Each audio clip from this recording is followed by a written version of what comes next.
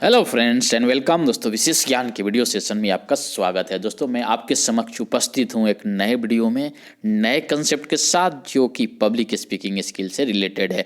और इस वीडियो का जो टॉपिक है वो पब्लिक स्पीकिंग स्किल का है और ये पार्ट 2 वीडियो है। इससे पहले 2 वीडियो मैंने इंट्रोड्यूस किया है। पहला इंट्रोडक्शन है कि इस कोर्स में, इस ट्रेनिंग के फॉर्म में जो पब्लिक स्किल से रिलेटेड है, जो पब्लिक स्पीकिंग स्किल से रिलेटेड टॉपिक है उसको मैं कवर कर रहा हूं, जो एक सीरीज में है। और ये पार्ट 2 है और इसमें डिस्कस करने हम जा रहे हैं कि what is fear of public speaking. ये बहुत ही इंपॉर्टेंट टॉपिक है। पब्लिक स्पीकिंग का जो डर है वो क्या है, कैसे होता है, इसका वो रोट क्या है और क्या सिम्टम है जो पब्लिक स्पीकिंग स्किल का जो डर है। तो आइए हम इस वीडियो में जो इससे रिलेटेड टॉपिक है उसको एक एक करके देखते हैं और इस पर डिस्कस करते हैं। तो जो टॉपिक होगा इस वीडियो का वो पहला होगा कि what is fear, fear of public speaking. यानी कि पहले तो हम फियर की बात करें कि भय क्या है, डर क्या होता है। उसके बाद हम करेंगे रूट ऑफ फियर, जो हमारा डर है, हमारा भय, उसका क्या कारण है, उसका क्या ओरिजिन है, किस कारण से हम डरते हैं। उसके बाद हम बात करेंगे फियर ऑफ पब्लिक स्पीकिंग। हाँ, जो थर्ड टॉपिक होगा इसमें वो होगा fear of public speaking skill से मतलब है कि हम क्यों पब्लिक के सामने बात करने में या कहीं बोलने में क्यों डरते हैं, वो क्या होता है फियर। उसके बाद symptom of fear of public speaking, जो हमारे जो फियर है पब्लिक स्पीकिंग का उसका क्या लक्षण है, क्या सिम्टम है, उसके बारे में भी हम डिस्कस करेंगे। तो आइए हम एक एक करके इन टॉपिक पे बात करते हैं। पहला जो है कि हम अगर लैंग्वेज स्किल की बात करें, जो पहले से मैं भी इसके बारे में डिस्कस किया है और फिर इस बार भी दोहराना चाहता हूं कि लैंग्वेज स्किल है उसके 4 पहलू हैं। पहला होता है LSRW जिसको बोलते हैं। पहला लिसनिंग होता है जिसके बारे में मैंने डिस्कस किया है 7 एपिसोड के माध्यम से, जिसको आप नहीं देखें तो देख लीजिए। और दूसरा है स्पीकिंग का, जो मैं इस कंटिन्यूएशन में इस टॉपिक में इस कोर्स में डिस्कस कर रहा हूँ। तीसरा होता है रीडिंग स्किल, जो कि हम अपकमिंग कोर्स या ट्रेनिंग के फॉर्म में जो होगा एक सीरीज में वीडियो, उसमें हम डिस्कस करेंगे। और लास्ट जो होता है राइटिंग स्किल, राइटिंग स्किल के बारे में हम डिस्कस करेंगे। तो इसमें हमने लिसनिंग स्किल के बारे में ऑलरेडी डिस्कस किया है और जो स्पीकिंग स्किल है जिसको हम पब्लिक स्पीकिंग स्किल के नाम से भी जानते हैं उसके बारे में हम ऑलरेडी डिस्कस कर रहे हैं। उसके बाद अगर हम बात करें कि फियर के बारे में कि व्हाट इज़ फियर, तो fear is one of the most basic human emotions, we need it to survive. देखिए हमारा जो मनुष्य जीवन में क्या है ना, बहुत सारे इमोशंस होते हैं और इमोशंस जो है उसके कई फॉर्म है। तो जो फियर है, डर है, उसी का एक बेसिक फॉर्म है और इसके साथ हमारे साथ ये रहता है, इसके साथ हम सर्वाइव करते हैं। उसके बाद हम बात करें कि फियर क्या जो है, फियर क्या तो आउटसाइड होता है, जैसे something going outside deciding the fear. बाहर जो चीज़ें चल रही हैं उसके बेसिस पे हमारे क्या होता है, जैसे बाहर में क्या पीपल सोच रहे हैं, क्या एक्टिविटी हो रही है, उसके ऊपर जो हम रिएक्शन करते हैं, जो डिसाइड करते हैं, वही हमारा क्या है, फियर है, जो कि आउटसाइड चीज़ों के ऊपर डिपेंड करता है। अगर हम बात करें कि fear is reaction like sadness, happiness on what going on outside. देखिए हम बाहर की चीज़ों को देख के जो रिएक्ट करते हैं, जैसे कि हम उदास हो जाते हैं, हम खुशी हो जाते हैं। उसके बाद जैसे सैडनेस, हैप्पीनेस हम बोलते हैं, उसी तरह से फियर क्या है, एक फॉर्म है, एक रिएक्शन लाइक जो है, जैसे सैडनेस होता है वह हैप्पीनेस होता है वैसे ही होता है। तो ये एक इमोशन का फॉर्म है। और लोग बोलते हैं ना कि मैं फियरलेस हूँ। देखिए कोई भी ये फियरलेस नाम का कोई वर्ड नहीं होता है। सो हम कहते हैं कि so we can't fearless in our life, that there is nothing called fearlessness. Fearlessness का नाम का कोई शब्द नहीं है, क्योंकि इमोशंस हैं, इमोशंस तो होंगे। तो जैसे बाकी इमोशंस है वैसे फियर भी एक इमोशंस का फॉर्म है। उसके बाद अगर हम बात करें फियर का, डर को अगर हम समझे कि क्या होता है डर, तो देखिए फियर जो है, ये फियर क्या होता है, फियर हमारे 2 चीज़ बाहर के फैक्टर्स इसको डिसाइड करता है। पहला स्टेप क्या आता है, I have accept fear in my life, और दूसरा क्या है, after accepting ask it is truth और इमेजिन। देखिए जब हम किसी चीज़ के बारे में सोचते हैं, देखते हैं, तो हमारे मन में कुछ एक धारणा या एक भाव उत्पन्न होता है। उस पर हमें पहला स्टेप ये होता है कि पहले देखिए कि जो चीज़ हम सोच रहे हैं, जिसके बारे में हम सोच रहे हैं, क्या वो सही है, वो रियल है या इमेजिनेशन है। तो पहला है कि क्या ट्रूथ या रियलिटी में यह संभव है, चाहे ऐसा हुआ है, चाहे ऐसा होगा, या एक ये हमारा इमेजिनेशन है, मान रहे हैं कि ऐसा हो सकता है। तो अगर ट्रूथ है या रियलिटी है तो इस पर क्या है कि if you have skill then manage it. अगर आपके पास उसको सॉल्व करने के लिए साधन है, आपके पास स्किल उपलब्ध है, तो रियलिटी में जो आप जिस चीज़ को देख रहे हैं कि ये सही में होने वाला है, ट्रूथ है, तो उसको के लिए आपको स्किल डेवलप करना पड़ेगा। चाहे स्किल है उसके माध्यम से आपको मैनेज करना पड़ेगा।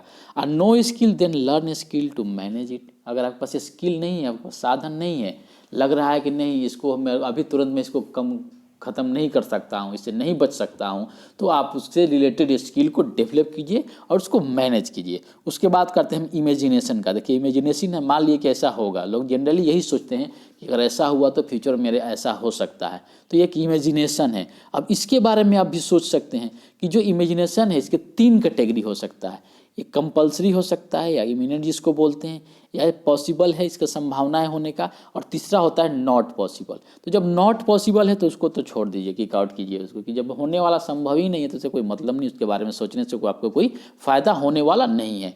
अगर पॉसिबल है या कंपल्सरी है तो इसमें 2 तरीका है। अगर कंपल्सरी है, पॉसिबल है, उसके बाद क्या कर सकते हैं आप, एक तो मेडिटेशन है इसका सलूशन, दूसरा है कि it is worth to live it और लर्न ए स्किल। आपको देखना है कि क्या इसके साथ, चलो इसके साथ हम मैनेज कर सकते हैं, इसके साथ हम जी सकते हैं, इसके साथ अपना जीवन हम व्यतीत कर सकते हैं, तो उसके लिए आपको मैनेज करना है और उसके साथ रहना है, और नहीं तो उसको सॉल्व करने के लिए, उस समस्या को दूर करने के लिए आपको स्किल डेवलप करना पड़ेगा। तो दोस्तों ये रहा बेसिक फियर की फियर होता क्या है और कैसे हमारे लिए हानिकारक है, कैसे हमारे लिए इसको, कैसे हम इसको दूर कर सकते हैं, इसके बारे में मैंने डिस्कस किया।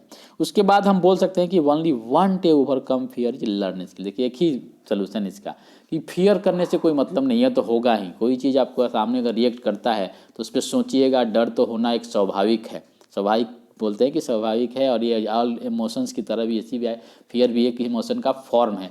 तो अब इसका सबसे अच्छा सलूशन ये है कि इससे बचने के लिए, इसको दूर करने के लिए आपको स्किल डेवलप करना पड़ेगा। फिर अगर आगे हम बात करते हैं रूट ऑफ फियर, फियर का क्या कारण है, तो मैंने पहले ही बताया कि सोच जो होता है, जो थॉट्स होता है, अगर हम कोई चीज़ के बारे में सोचते हैं और उसको टाइम से मिला देते हैं, समय से मिला देते हैं, मान लीजिए पहले क्या हुआ था, आगे क्या होगा, इसके बारे में आपने आपके पास सोच उत्पन्न हुआ और उसमें टाइम मिला दिए, उसके बाद आप अपने को उसमें ज़्यादा कि अब मेरे साथ कैसे हो सकता है, मैं हूँ, इसमें आप आ गए कि आपके साथ क्या होगा। तो 3 चीज़ हो गया, थॉट्स, टाइम और प्रेजेंस ऑफ आई, मी और माई सेल्फ हो गया। उसके बाद एब्सेंस ऑफ स्किल, आपके पास स्किल नहीं है, आपके पास साधन नहीं है, आपके पास तौर तरीके नहीं है कि उसको आप कैसे दूर करेंगे। जब ये चारों चीज़ें मिल जाती हैं तो आप इस पर एक रिएक्ट करते हैं, जो एक रिएक्शन होता है, और रिएक्शन होने के बाद जो रिएक्शन का जो आंसर है, जो रिएक्शन का जो से उत्पन्न होने वाला जो चीज़ है, उसको हम क्या बोलते हैं, फियर बोलते हैं, वही हमारा डर उत्पन्न करता है। तो डर उत्पन्न होने का जो रूट है वो क्या है, हमारे thoughts, time, presence of I, me, my self और एब्सेंस ऑफ स्किल। जो चारों चीज़ जब मिल जाता है तब हमारे साथ क्या होता है, हमारे पास एक फियर और डर उत्पन्न होता है, और ये साइकिल चलते रहता है। तो यही है रूट्स ऑफ फियर। इसको थोड़ा अच्छा से समझिए और आप इसको रियलाइज़ कीजिए कि क्या वाकई में मैं जो बोल रहा हूँ, मैं जो समझा रहा हूँ, इसका कारण यही है। अगर आप अपने बारे में सोचेंगे, इस पे सेल्फ अगर एक्चुअलाइजेशन करेंगे तो आपको लगेगा कि नहीं, यही मेजर जो रूट है फियर का, यही है। उसके बाद अगर हम आगे डिस्कस करते हैं कि व्हाट इज़ फियर, तो मैंने पहले बताया कि फियर अब जैसे कि आपको पानी का डर का मतलब क्या है, आपको पानी का डर है, आपको हाइट का डर हो सकता है। तो पानी का डर का मतलब क्या है, ड्रॉन का मतलब आपको डूब जाइएगा पानी में, अगर तो आपको नहीं आता है स्विमिंग, तो पानी का डर। हाइट है क्या है, तो आपको गिरने का डर है। उसी तरह फियर ऑफ एग्जाम क्या है, एग्जाम का फियर क्या है, आपको फेल होने का डर हो सकता है। उसी तरह से अगर फियर ऑफ स्पीकिंग का डर क्या हो सकता है, फियर ऑफ स्पीकिंग का डर होता है फियर ऑफ ह्यूमिलेशन, आप लगे कि कोई हम ह्यूमिलेट हो जाएंगे हम अगर अच्छे से नहीं बात किए तो। उसके बाद फियर ऑफ इमेज, अपने आप बारे में सोचने कि मेरे बारे में लोग क्या सोचेंगे, मेरे इमेज के बारे में क्या सोचेंगे, मुझे कैसे समझेंगे, मेरा जो बना हुआ है कि इमेज, वो अगर हम सही से बात नहीं करते हैं तो चेंज हो जाएगा, लोग का जो धारणा है मेरे प्रति वो चेंज हो जाएगा। तो ये क्या है, फियर ऑफ स्पीकिंग है। उसके बाद हम बात करें कि फियर ऑफ पब्लिक स्पीकिंग का, तो इसको बोलते हैं कि जो सांप काटने का डर है ना, उससे ज़्यादा होता है पब्लिक स्पीकिंग का डर। अगर आदमी को जो किसी के सामने बोलना है तो उसी के समय जो डर उत्पन्न होता है काफ़ी बड़ा डर है, काफ़ी बड़ा फियर है। जैसे मैंने बताया भी कि सांप काटने के डर से बड़ा होता है फियर ऑफ पब्लिक स्पीकिंग। उसके बाद अगर हम फियर ऑफ पब्लिक स्पीकिंग की बात करें तो fear of public speaking not only for Indian Hindi speaker but also for American. जो बोलते हैं ना कि हिंदी जनरली जो बोलते हैं जिसको लैंग्वेज पे कमांड नहीं, उन्हीं के पास डर होता है, ऐसा नहीं है, अभी एक मिथ है। हर भाषा के लोगों को फियर ऑफ स्पीकिंग का होता है, फियर ऑफ पब्लिक स्पीकिंग का जो डर संभव होता है और ये ऐसा होता है। उसके बाद हम बोले कि speaking before A group is the number 1 fear of American death comes in 7th with snakes and insects in between. कहते हैं ना कि अमेरिका में जो पब्लिक स्पीकिंग का जो डर है, एक रिसर्च बताता है ना कि डर वो सबसे बड़ा डर है। जो मरने का डर है वो 7वां डर है, और सांप काटने और किसी कीड़े मकोड़े काटने का जो डर है वो इन बिटवीन के बीच में आता है। तो समझ सकते हैं कि अमेरिका में एक रिसर्च के माध्यम से ये पता चलता है कि जो फियर ऑफ पब्लिक स्पीकिंग है वो पहला डर में काउंट होता है, पहला डर माना जाता है। उसके बाद अगर हम डिस्कस करें फियर ऑफ पब्लिक स्पीकिंग से ही रिलेटेड, तो देखिए जो फियर ऑफ पब्लिक स्पीकिंग को क्या बोलते हैं, ग्लोसोफोबिया बोलते हैं। Glossophobia is a fear of public speaking, it is very common phobia. और एक रिसर्च से पता चलता है कि 75% लोग में ना ग्लोसोफोबिया होता है। और ग्लोसोफोबिया के बारे में अगर बात करें तो 2 वर्ड से बना हुआ है, ग्लोसा जिसका मतलब होता है टंग, एंड फोबस मीन पता ही आपको फियर एंड ड्रेड होता है। तो जो ग्लोसोफोबिया है ये 2 वर्ड से बना है, ग्रीक वर्ड जिसका नाम मीनिंग होता है टंग, और फोबस में डर। और जो कॉमन सिम्टम हैं हमारे वो क्या हैं, people feels light nervousness at every thoughts of public speaking, और some people experience full on panic और फियर। ये क्या है, जब हमारा जो डर है उसके बारे में और भी आगे डिस्कस करेंगे कि जो कॉमन सिम्टम है हमारे पब्लिक स्पीकिंग डर का वो क्या है। उसके बाद फियर ऑफ पब्लिक स्पीकिंग क्या है, फियर ऑफ ह्यूमिलेशन क्या होता है कि हमें ह्यूमिलेशन का डर होता है। उसके बाद हमारे फियर ऑफ इमेज के बारे में हम सोचने लगते हैं। उसके बाद फियर ऑफ SWM का मतलब है समवन वाचिंग मी। ये बहुत ही बड़ा डर है पब्लिक स्पीकिंग का कि अरे यार सामने वाला मुझे देख रहा है, मैं कैसे बोल रहा हूँ, बोल पाऊँगा कि नहीं। ये बहुत ही बड़ा बीमारी है फियर पब्लिक स्पीकिंग का, या फियर ऑफ पब्लिक स्पीकिंग का, कि हम लोग डरने का एक सबसे मेजर रीजन है कि समवन वाचिंग मी, कि मुझे कोई देख रहा है, उसके सामने मैं कैसा दिख रहा हूँ। उसके बाद है अनफेमिलियरिटी विद द सिचुएशन, उससे ये भी एक मेजर रीजन है। उसके बाद हम that something would be wrong, मान ली कुछ गलत हो रहा है, गलत चीज़ होने लगी, उसका भी डर हो जाएगा आपके साथ कि अगर हम नहीं अच्छा से बोलेंगे तो मेरे साथ गलत हो जाएगा। उसके बाद फियर ऑफ पब्लिक स्पीकिंग को फ्लू भी बोलते हैं। फ्लू का मतलब एफ से क्या होता है, fear of being judged, L से होता है लैक ऑफ कॉन्फिडेंस, और यू से होता है अनेबल टू स्पीक फ्लुएंटली। तो ये फ्लू जो है ना पब्लिक स्पीकिंग फ्लू जिसको बोलते हैं, जो फियर ऑफ पब्लिक स्पीकिंग का जो फ्लू है वो फियर ऑफ बीइंग जज का है, लैक ऑफ कॉन्फिडेंस का है, अनेबल टू स्पीक फ्लुएंटली। ये 3 चीज़ें हैं कि मेरे बारे में लोग क्या जज करेंगे, मेरा कॉन्फिडेंस लेवल हाई नहीं है, मैं जो है फ्लुएंटली बोलता नहीं हूँ, मेरे पर भाषा को कमांड नहीं है, तो यही है फ्लू। तो ये रहा फियर ऑफ पब्लिक स्पीकिंग। उसके बाद हम सिम्टम ऑफ पब्लिक स्पीकिंग की बात करें, जिसको पब्लिक स्पीकिंग बोलने में जो डर होता है उसके बाद क्या क्या सिम्टम है, कैसे पता चलेगा आपको, तो इसके 2 हैं, फिजिकल सिम्टम्स और साइकोलॉजिकल सिम्टम। फिजिकल सिम्टम की बात करें तो स्टमक बटरफ्लाई, उसके बाद पाउंडिंग हार्ट हो जाता है, shortage of breath, sweaty palm, हाथ से पसीने निकलने लगते हैं, गला सूखने लगता है, और उसके बाद हमारे वॉइस में क्या होता है, चेंजेज होने लगते हैं, हम रुक रुक के बोलने लगते हैं, सही से बोल नहीं पाते हैं। उसके बाद हैंड ट्रेम्बलिंग हैंड्स हो जाता है। उसके बाद जो हमारे वो भी नीड्स, ये क्या है मेजर रीजन्स हैं, हमारे फिजिकल सिम्टम्स हैं जो पब्लिक स्पीकिंग फियर को दर्शाता है। उसके बाद हमारा जो साइकोलॉजिकल हम सिम्टम की बात करें तो आदमी क्या करता है, avoid eye contact with audience, audience से आँख मिलाना नहीं, इधर उधर देखने लगता है, ये भी एक जो है क्या है सिम्टम है। दूसरा है कि फॉरगेटिंग द स्पीच, जो बोलना रहता है उसको हम सही से बोल नहीं पाते हैं, उस शब्द को भूल जाते हैं।